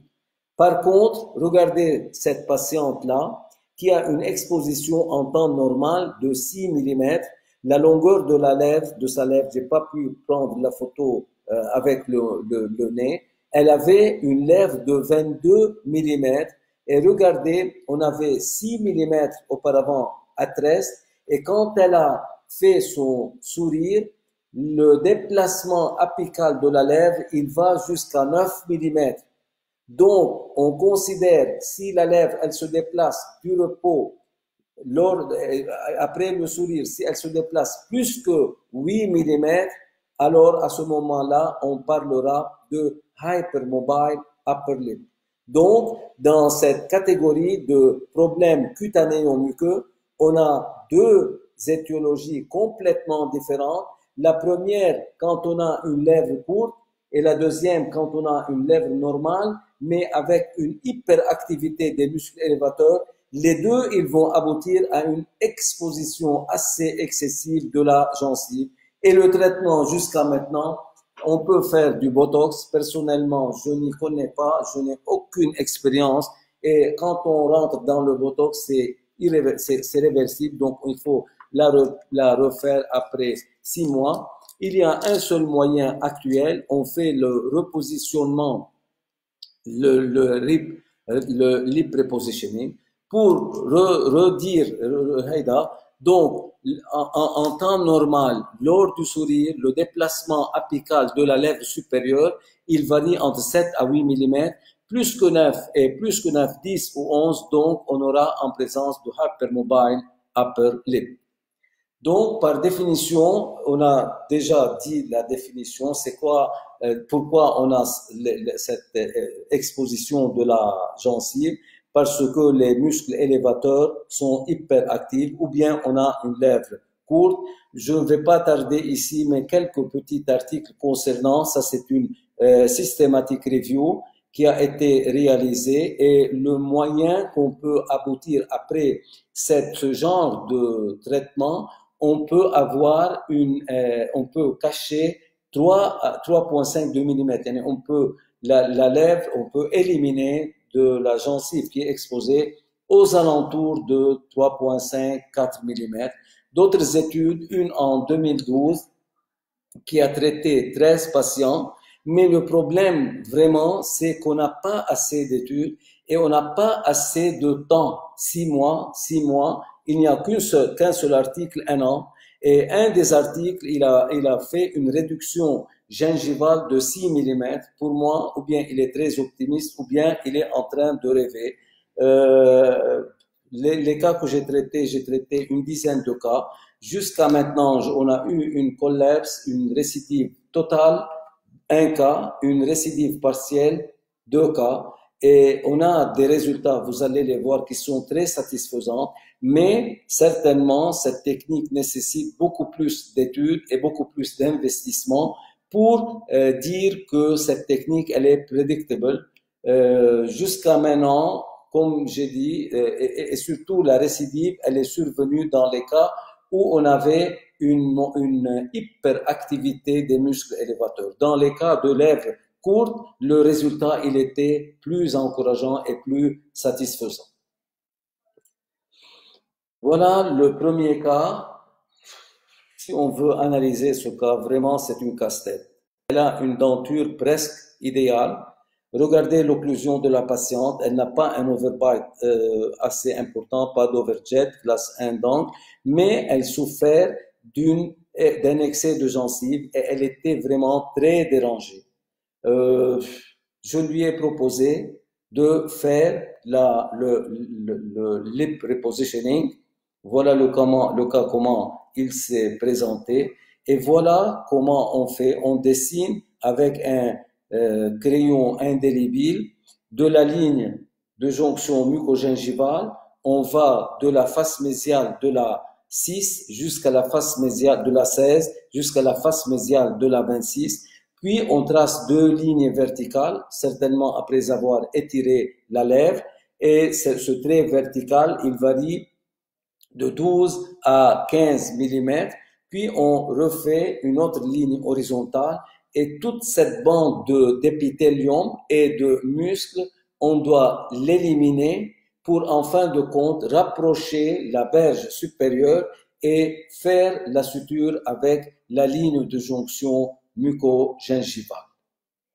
Voilà le cas, l'incision qui a été réalisée de la 16 à la 16. Voilà la bande d'épithélium et d'insertion musculaire qu'on élimine. Donc, on élimine toutes les insertions musculaires dans ce rectangle qu'on va enlever et on va rapprocher la berge supérieure pour faire la suture avec la ligne de jonction muco-gingivale. Et c'est très important, après avoir éliminé cette bande d'épithélium et d'insertion musculaire, d'éliminer toutes les insertions musculaires qui se trouvent au niveau du périoste pour aussi minimiser la récidive chez ces patients-là. Et voilà, on prend très soin de la suture. Il faut faire la suture avec des sutures 5-0 ou 6-0 et la suture doit être continue avec des nœuds à chaque fois pour ne pas avoir des surprises et pour ne pas avoir une déchirure des points de suture. Voilà le cas, comment la patiente, elle sort de l'opération. Le cas après 1 mois, le cas après 3 mois, voilà le cas après 6 mois et après 1 an. Vue de profil, voilà, je vous montre ici la cicatrice qui, après l'intervention, qui reste toujours, elle n'est pas très moche parce qu'il y aura toujours, et comme vous remarquez, il y aura le fond du vestibule sera plus raccourci. Le cas, ça c'était before, et ça c'est le cas après 1 an. Je pense que le résultat, c'est parmi les résultats les plus esthétiques et les plus vraiment prometteurs que j'ai réalisés. Voilà le cas après 2 ans de recul jusqu'à maintenant. On peut remarquer qu'il y a une stabilité entre 1 an et 2 ans. Ça c'est before, avant et après 2 ans. Et voilà, si vous voulez, l'exposition de gencives lors du sourire. Elle était au niveau de la centrale 3, latérale 5, canine 3, canine prémolaire 5, 4. Et après 2 ans, on tombe à 1, 2 ou 2,5 au niveau de la latérale. Presque pas d'exposition de gencives au niveau de canine et prémolaire et légèrement au niveau de la première prémolaire. Même chose du côté gauche, on remarque qu'il y a eu une amélioration qui est assez importante et assez spectaculaire.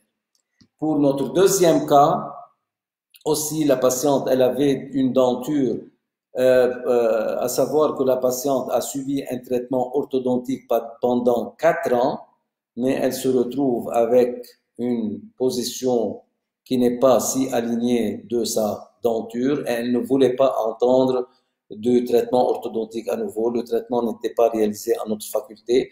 On a proposé à la patiente de faire un autre traitement orthodontique. Elle ne voulait pas. Ce qu'elle voulait, c'est de faire diminuer l'excès de sa gencive. Et en même temps, elle ne peut pas être traitée orthognatiquement. Elle n'a pas assez d'excès maxillary excess. Donc, quoi faire dans des cas pareils? Vraiment, c'est une casse-tête pour nous tous.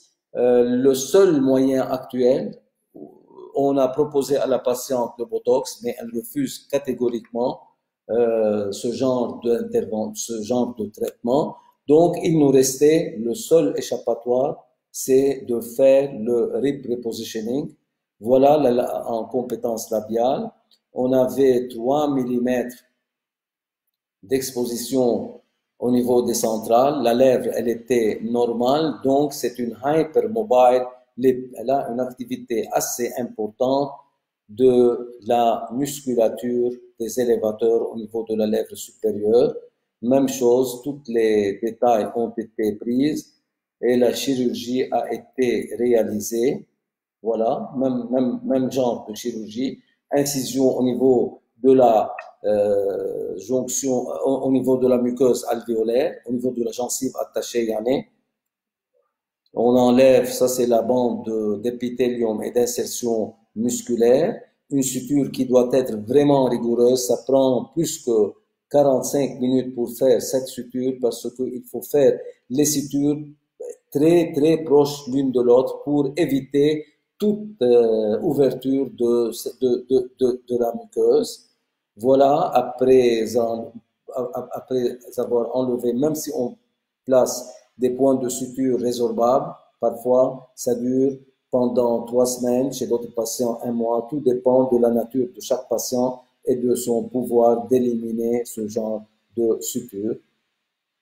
Ça c'était before, ça c'est, nous espérons qu'elle reste comme ça c'est après la chirurgie, ça c'est après 1 mois, ça c'est après 3 mois, on remarque que même après 3 mois, elle a eu une récidive, elle commence à avoir une récidive très importante du côté latéral. La patiente, j'ai demandé à la résidente comment va la patiente. Elle m'a dit, elle doit venir, je dois reprendre une radio certainement. Ça fait 1 an qu'on a fait la chirurgie. Elle a eu une récidive presque totale. Donc pour nous, ce genre d'opération, il n'a pas abouti à grand-chose chez cette patiente, mais on n'avait pas d'autres moyens. Il y a des cas où on a une étiologie combinée, comme cette patiente-là. Elle avait un problème de altered facet eruption. On remarque que toutes les dents sont courtes, mais en plus, elle a un excès de gencive dû à une gencive qui est courte. Elle a une exposition au repos des incisives supérieures plus que 4 mm. Donc, catégoriquement, on classe la patiente, c'est une lèvre courte. Même chose, je ne vais pas rentrer dans tous ces détails, mais il faut avoir toutes les documentations cliniques, voilà, radiologiques chez cette patiente. Elle souffrait d'une hypermobile lip et type 1 subcatégorie B. Voilà le genre d'incision qu'on fait, ostéoectomie, ostéoplastie. Ça, c'est après 6 mois. On remarque qu'on a un résultat assez important et un résultat assez esthétique. Et on avait proposé à la patiente de faire le rib repositioning, mais après avoir vu son résultat esthétique, elle ne voulait pas entendre de cette technique. Seulement pour vous dire de combien on a pu diminuer l'exposition de gencives. Ça, c'est l'exposition de gencives. Baseline au niveau de la 15, il était de 5. Follow-up 2, 14, 6.5, 5. C'est la dent la plus vulnérable qui a été en bouche. La 13, on était à 5.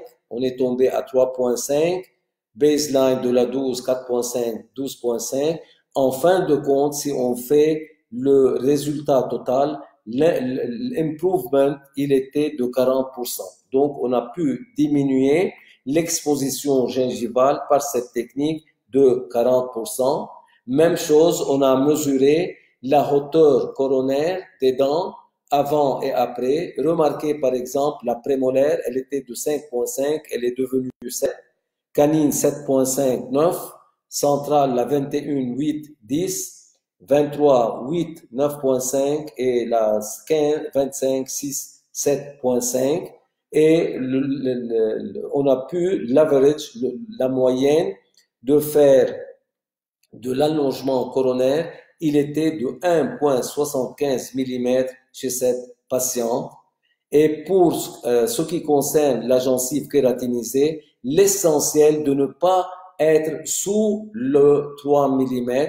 On a une seule dent, la 24, qui à baseline, elle avait 4 mm, on s'est retrouvé avec 3 mm, on est toujours dans la normale. Voilà le cas, comment elle était avant et comment elle se présentait après 6 mois. Certainement, elle ne nécessite aucun aucune alternative de traitement, malgré qu'elle a une exposition au niveau des prémolaires de la gencive. Mais quand on regarde en face, le look a vraiment changé et elle a actuellement un très beau sourire. Ça, c'est avant, ça, c'est après. Et ça, c'est une autre patiente qui souffre du même problème. Voilà, full smile. Voilà, elle a une insertion de frein très importante. Les dents sont plus ou moins courtes, mais elle a un excès gingival beaucoup plus important que l'autre cas. Elle ne souffre pas de disproportion entre les étages, les 3 étages, et même entre l'étage inférieur. Elle a une exposition des centrales plus que 6 mm. Donc, on se retrouve avec une lèvre qui est courte. Et voilà, lors du sourire, après avoir exposé la gencive, on aura certainement une exposition gingivale assez importante. Le genre d'étude qu'on réalise, ok, voilà, gingival exposure, de combien on a. L'excès, il est très important. Au niveau des latérales, on a 7 mm. Au niveau des centrales, 6 mm. Donc, on ne peut pas s'attendre à un résultat très fameux. Pour cela, j'ai stressé chez cette patiente de faire la deuxième chirurgie, mais jusqu'à maintenant, elle n'a pas accepté. On va voir le résultat, comment il s'est terminé. Les mêmes choses, les mêmes études. Donc, low density of CBCT pour savoir et connaître la position de la gencive marginale à CEJ et à l'os. Je passe tout ça. Donc, elle avait de 14 à 24 type 1 subcatégorie A, de 15 à 25 type 1 subcatégorie B, and slight vertical maxillary excess. Slight. Mais on peut la traiter parce qu'elle avait une lèvre courte par le lip repositioning. Ça, c'est la gingivectomie qui a été réalisée chez cette patiente, vue de canine à molaire des 2 côtés. Regardez en occlusion. Et ça, après avoir réalisé le lambeau total.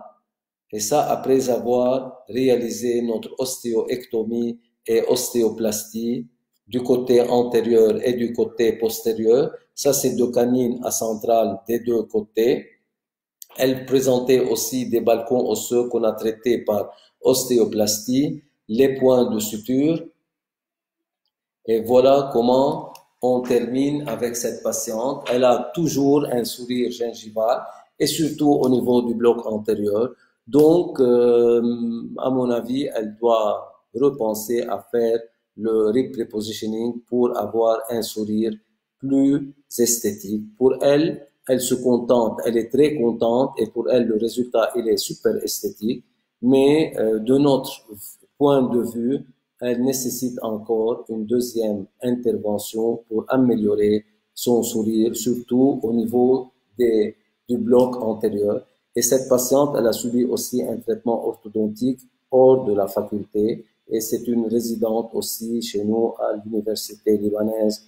Elle est étudiante ou résidente en 4e année. Voilà le cas. Gingival exposure.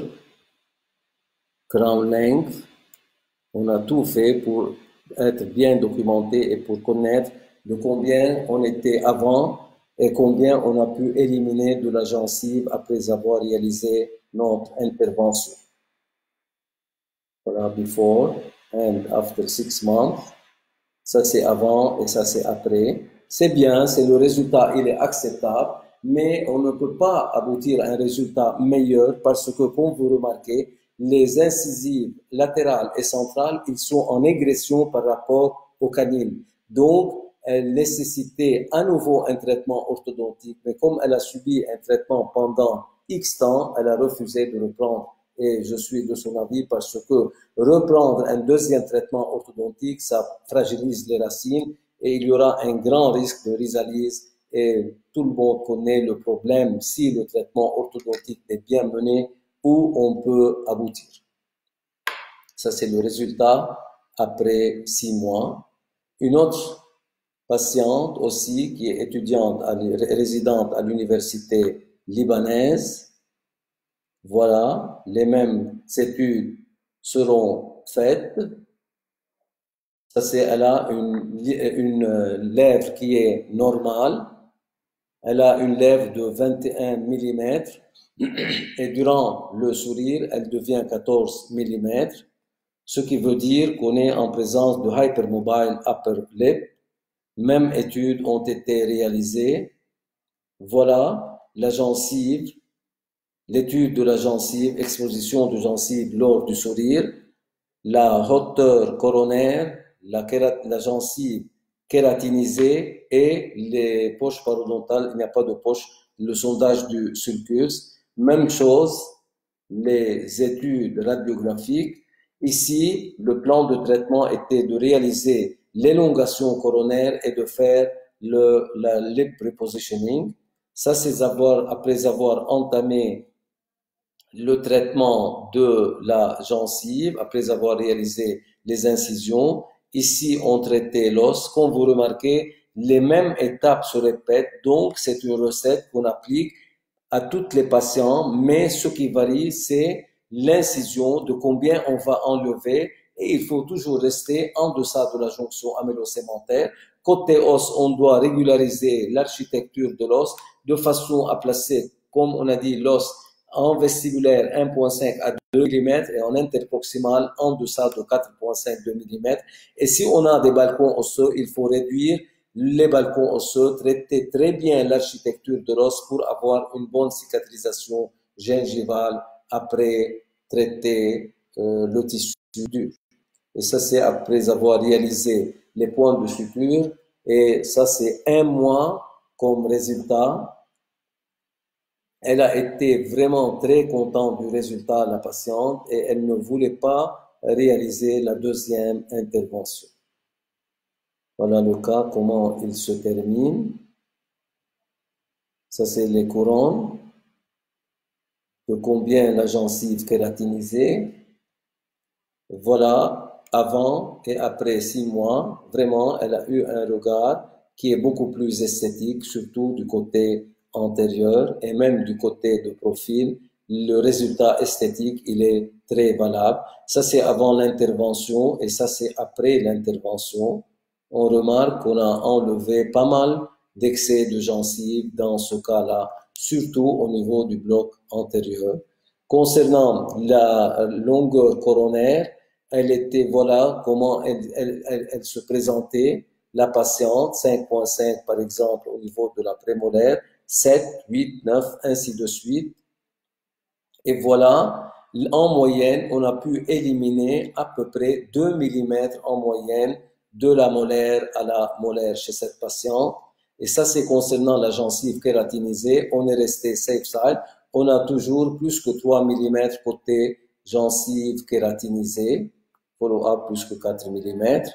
Voilà un cas aussi qui souffrait d'un problème seulement cutanéo-muqueux avec une légère alter passive eruption, mais dans ce cas-là, type subcatégorie A, lorsqu'il était loin, donc on s'est stressé sur la lip repositioning, on a traité de 6 à 6, on a enlevé de la gencive, comme vous remarquez ici, mais regardez la quantité de muscles qui étaient présents chez cette patiente-là, les sutures qui ont été réalisées. Ça, c'est le cas après 2 semaines, 1 mois, 3 mois, 6 mois, et ça, c'est après 1 an.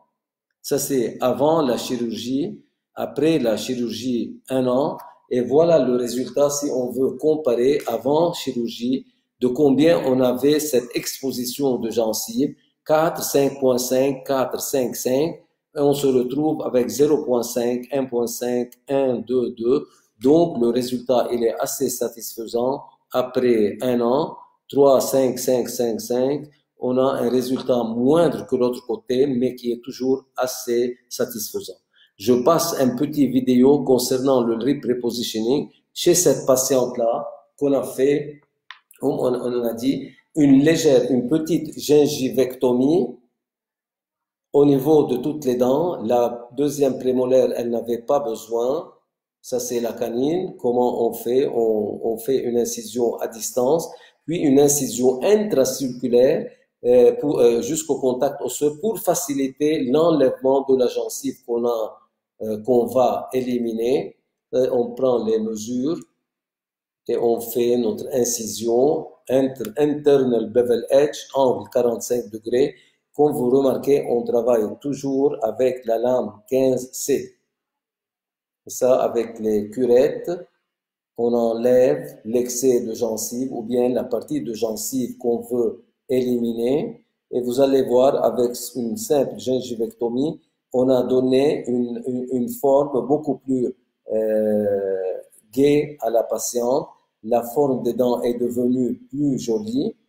Et après, on trace les 4 lignes, les 2 lignes horizontaux et les deux lignes verticaux. Puis, avec une incision, on doit rester toujours dans le tissu conjonctif. On doit pas arriver à l'os. On fait nos incisions horizontales, puis on les joint par 2 incisions verticales, comme vous voyez. Et puis, on élimine toutes les insertions musculaires. On fait une désinsertion des insertions musculaires. Et une fois on élimine ces insertions musculaires, cette bande d'épithélium et de muscles, on doit l'enlever. Puis on fait nos sutures, on rapproche on commence par la ligne médiane, on rapproche la partie supérieure de notre incision à la gencive attachée. Voilà, on est en train de réaliser les points de suture avec un fil ici résorbable 5-0. Voilà, on fait le genre de suture continue avec des nœuds. On passe le fil 2 fois pour avoir un nœud. Et ça, c'est le résultat de la patiente après avoir terminé notre intervention. J'ai encore un seul cas à vous présenter. Ça, ce sont les points de suture. Ils doivent être très proches l'une de l'autre. Et je termine cette présentation par ce dernier cas. C'est une patiente que j'ai reçue en clinique qui est venue de l'Australie. Elle voulait traiter sa gencive. Elle souffrait beaucoup de son excès gingival. Elle avait 1 mois et demi de temps seulement au Liban. Donc, ce que j'ai fait, j'ai tout fait, toutes les études comme normal. Je ne vais pas les présenter ici, mais elle avait vraiment une hypermobilité de sa lèvre supérieure. Elle avait pas mal de gencives kératinisées, ce qui est très bien, ce qui facilitait beaucoup plus mon travail lors de mon gingivectomie. Ça, c'est le cas, comment il se présentait donc avant et après avoir réalisé le soin de détartrage, l'incision qui a été faite, le lambeau qui a été récliné et le traitement comme on a passé toute cette soirée à décrire l'incision et à décrire aussi le traitement de l'os, les sutures qu'on a réalisées. Et ça, c'est la cicatrisation après, je pense, 1 mois. Puis, j'ai attaqué la patiente et j'ai fait mon lip repositioning. Ça, c'est before, avant. Et ça, c'est après l'allongement coronaire. Ça, c'est après avoir réalisé mon allongement coronaire. Et au cours de la cicatrisation, je n'avais pas le choix. La patiente devait quitter pour l'Australie. Même chose, on a fait en même temps, après je pense 1 mois, le lip repositioning. Voilà les points de suture. Et ça, je vais vous montrer quand elle est revenue de l'Australie, la cicatrisation après 1 an. On a toujours des papilles qui sont très bien stables. La gencive, elle est aussi stable. Voilà la cicatrisation de la gencive et comment apparaissent les dents chez cette patiente. Et voilà le sourire gingival. Ça, c'est après 1 an de la chirurgie. C'est un résultat qui est assez stable. On a pu, par deux techniques complètement différentes, la première, gingivectomie à vision interne, la deuxième, ça c'est après avoir réalisé l'allongement coronaire, aesthetic crown lengthening, et ça c'est le résultat après 1 an de la lip repositioning. Et avec cette diapo, je termine ma présentation et je voudrais m'adresser aussi à tous nos collègues, tous nos consoeurs et amis qui sont dans le monde en entier. Je ne sais pas qui nous voit actuellement, mais spécialement les Marocains. Je vous salue de tout mon cœur. Vous avez un pays de merveille. Vous êtes un peuple adorable. J'ai visité le Maroc 2 fois et durant mes 2 visites, je me suis senti au Liban. Comme dans tout le monde arabe, là où je pars vraiment, on sent la chaleur humaine, on sent la chaleur de cette région. Et je suis fier d'être libanais, d'être arabe, et je suis fier d'appartenir à ce monde-là parce que dans cette partie-là, il y a vraiment une grande richesse qui est la famille, qui est la coutume, et grâce à Dieu, on a tout ça. Et on doit tous prier pour que ces jours qui sont assez difficiles, on doit surmonter ces jours difficiles, mais grâce à Dieu et grâce toujours à l'énergie positive qu'on possède, on doit toujours espérer, on doit toujours penser positivement. Il faut toujours avoir un sourire rayonnant parce que vraiment à travers le sourire, on peut transmettre à l'autre personne une énergie qui est toujours positive. Donc, soyons positifs. J'espère bien que vous avez passé, je ne sais pas combien de temps on a passé ensemble, et je suis prêt à entendre toutes vos questions. Et je tiens à remercier le département de parodontologie, l'université libanaise, le staff au département, tous les résidents et tous les résidents qui ont leurs mains blanches dans ces cas. Je tiens aussi à remercier le doyen, le président de l'université libanaise et tous les consoeurs et confrères libanais.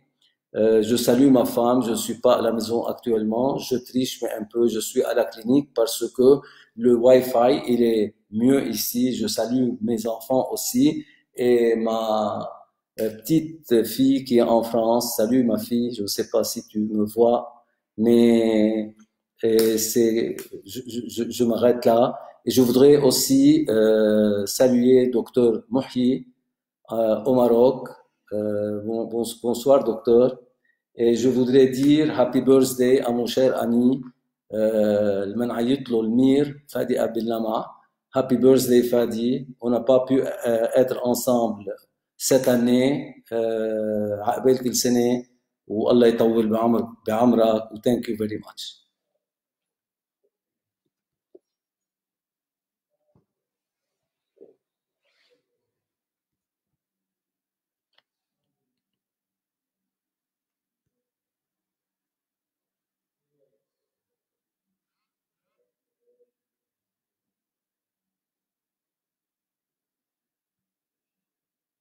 Excellente présentation, docteur. Donc, si vous pouvez vous relayer un petit peu pour les questions-réponses. Ce qu'il faut, ce n'est pas de le dépasser dans une demi-heure, si ça ne vous dérange pas. Merci. Ouais.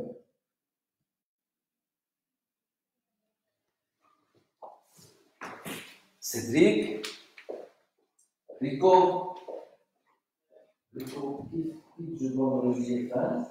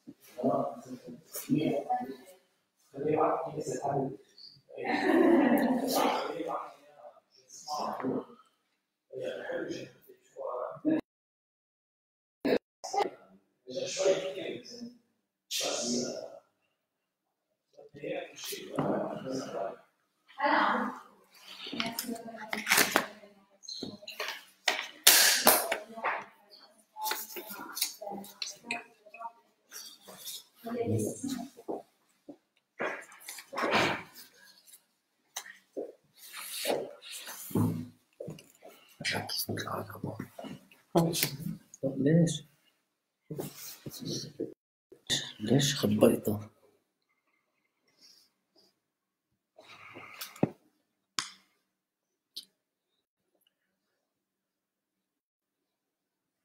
هلا